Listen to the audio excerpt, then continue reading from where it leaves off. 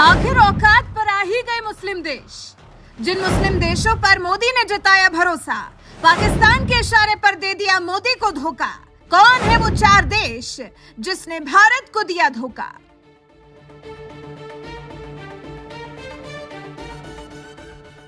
दुनिया के सबसे ताकतवर संगठन में से एक G20 एक ऐसा संगठन है जिसमें हिंदुस्तान, अमेरिका, चीन समेत दुनिया के 20 देश शामिल हैं और इन सभी 20 देशों के नेता भारत का रुख कर रहे हैं, क्योंकि इस बार मोदी के राज में G20 की अध्यक्षता भारत कर रहा है, जिसकी कई बैठकें देश के तमाम राज्यों में आयोजित की जा रही हैं। यहाँ तक कि कश्मीर को भी G20 की बैठकें आयोजित करने का मौका मिला है, जहाँ इन दिनों टूरिज्म वर्किंग ग्रुप की बैठक हो रही है। लेकिन हैरानी की बात तो यह है कि इस बैठक के दौरान उन मुस्लिम देशों ने ही भारत को धोखा दे दिया जिस पर पीएम मोदी भरोसा जताते थे।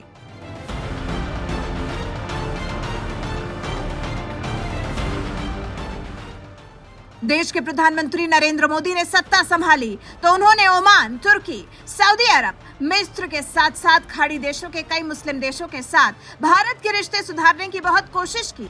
लेकिन आखिर में इसका परिणाम क्या निकला? जब भारत को इन मुस्लिम देशों की सबसे ज्यादा जरूरत थी, तब इन सभी देशों ने भारत को धोखा दे दिया। फिर चाहे वो ओमान हो, मिस्र हो या सऊदी अरब और तुर्की हो, इन सभी देशों को कश्मीर की राजधानी श्रीनगर में होने वाली G20 की बैठक में शामिल होने के लिए भारत ने न्योता भेजा था, लेकिन इनमें से किसी भी देश ने इस बैठक में हिस्सा नहीं लिया।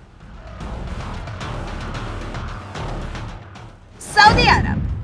भारत के प्रधानमंत्री नरेंद्र मोदी जब साल 2016 में सऊदी अरब के दौरे पर गए थे, तो इस दौरान उन्हें सऊदी अरब के सर्वोच्च नागरिक सम्मान किंग अब्दुल अजीज सेश से सम्मानित किया गया था, जिसके बाद से ही माना जा रहा था कि भारत और सऊदी अरब के रिश्ते बेहतर हो रहे हैं। लेकिन G20 ग्रुप में शामिल सऊदी अरब को जब भारत ने टूरिज्म वर्किंग ग्रुप की बैठक में शामिल होने का न्योता भेजा, तो श्रीनगर में होने वाली इस बैठक में वो नहीं गया। माना जा रहा है कि ऐसा उसने पाकिस्तान की शह पर किया, क्योंकि पाकिस्तान शुरू से ही कश्मीर में होने वाली G20 की बैठक का विरोध कर रहा था। तुर्की। बात जब भी कश्मीर की आती है, पाकिस्तान का साथ कोई देश दे या ना दे, लेकिन मुस्लिम देश तुर्की जरूर देता है। मगर हाल ही में आए भीषण भूकंप में तबाह हुए तुर्की को मदद पहुंचाने के लिए भारत ने जो किया, उसके बाद से तुर्की भी भारत को अपना दोस्त बताने लगा था। लेकिन ऐन मौके पर तुर्की ने भी भारत को धोखा दिया और वो भी श्रीनगर में होने वाली G20 की बैठक में शामिल नहीं हुआ।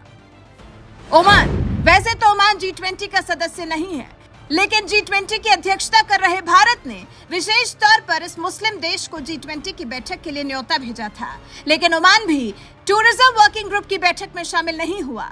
माना जा रहा है कि वो भी पाकिस्तान के इशारे पर ही श्रीनगर में हो रही इस बैठक में शामिल नहीं हुआ। मिस्र। अभी ज्यादा दिन नहीं हुए, इसी साल 26 जनवरी को भारत के गणतंत्र दिवस के मौके पर मोदी सरकार ने मुस्लिम देश मिस्र के राष्ट्रपति को मुख्य अतिथि के तौर पर बुलाया था और मिस्र के राष्ट्रपति फतह अल सीसी गणतंत्र दिवस के मौके पर हुए कार्यक्रम में शामिल भी हुए, जिसके बाद माना गया कि मिस्र और भारत दोस्ती की नई इबारत लिख रहे हैं। लेकिन हैरानी की बात यह है कि मिस्र भी सऊदी अरब, तुर्की, ओमान के साथ ही धोखेबाज निकला और वो भी G20 बैठक में शामिल नहीं हुआ। वैसे सऊदी और तुर्की के नहीं आने को लेकर कहा जा रहा है कि दोनों देश अब भी पाकिस्तान के सहयोगी हैं। थिंक टैंक रैंड कॉर्पोरेशन में Indo Pacific analyst Derek Grossman ने लिखा कि भारत के लिए इन देशों का नहीं आना अप्रत्याशित नहीं है। ग्रॉसमैन का कहना है कि सऊदी अरब अब भी पाकिस्तान से जुड़ा है। वहीं मुस्लिम देशों के नहीं आने पर प्रधानमंत्री कार्यालय में राज्य मंत्री जितेंद्र सिंह ने कहा कि कौन देश आ रहा है, कौन नहीं आ रहा है, ये उसके हितों पर निर्भर करता है। कई देशों ने निजी कारोबारी प्रतिनिधिमंडल भेजा है, क्योंकि पर्यटन व्यापक रूप से प्राइवेट प्लेयर ही हैंडल करते हैं, ना कि सरकारें। आपको बता दें, ओमान, मिस्र, तुर्की, सऊदी अरब जैसे मुस्लिम देश ही कश्मीर की राजधानी श्रीनगर में आयोजित G20 की बैठक में शामिल नहीं हुए। इनके अलावा पाकिस्तान के दोस्त देश चीन ने भी इस बैठक का बहिष्कार किया और ये कोई नई बात नहीं है, क्योंकि इससे पहले भी कश्मीर के मुद्दे पर चीन पाकिस्तान का ही साथ देता रहा है। लेकिन कम से कम ओमान और मिस्र जैसे मुस्लिम देशों से मोदी सरकार को उम्मीद नहीं रही कि वो भी भारत को धोखा दे देंगे। बहरहाल, इस पूरे मामले पर आपका क्या कुछ कहना है? अपनी राय हमें कमेंट कर जरूर बताएं।